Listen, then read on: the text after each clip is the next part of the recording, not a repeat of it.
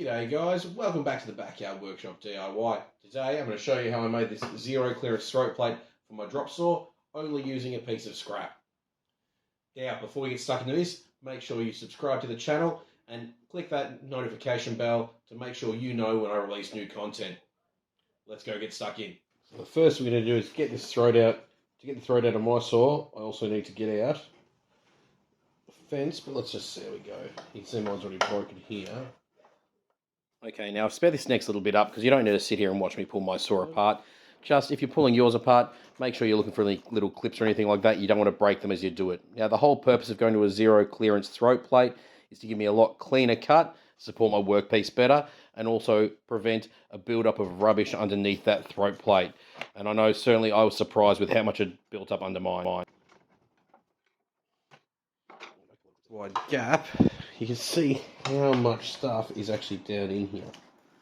Now for me, as I said, I was surprised by how much is in there, so it's time for a clean up. Make sure I got rid of all that rubbish in there, and while I was at it, give the saw a general clean. This old piece of blackwood, the loft cut that this fits into nicely. So first things first, I want to make sure it's nice and sharp. So as I was tracing around this, make sure I keep it nice and neat and nice and tight. Sorry about the background noise. It seems my neighbours got the urge to do some woodwork at the same time as I was. So good on them. Glad to hear people in the area getting stuck in. But sorry for the background noise. It's my outline done. So now, let's head over to the bandsaw to turn that into the right shape.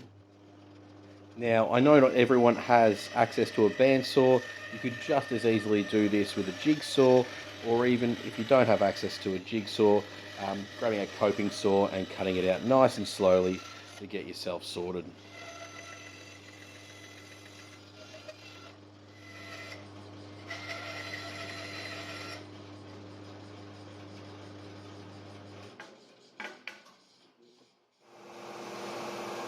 After getting it close to the right shape, it was over to the disc sander to make sure I had that radius sorted on the round end. Again, you don't need special machinery for this. You could do this with your standard orbital or even by hand if you wanted to.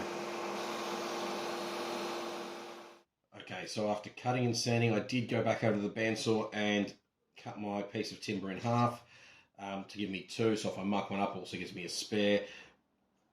Forgot to videotape that, sorry guys, but I've got my two here. Next step is to make sure my pencil is nice and sharp. Is going to be to lay my original throat plate directly over the top. And really mark where I need to drill. I love with the picker that I can have that long lead there so it goes in nice and easy. So I can get it right in that hole.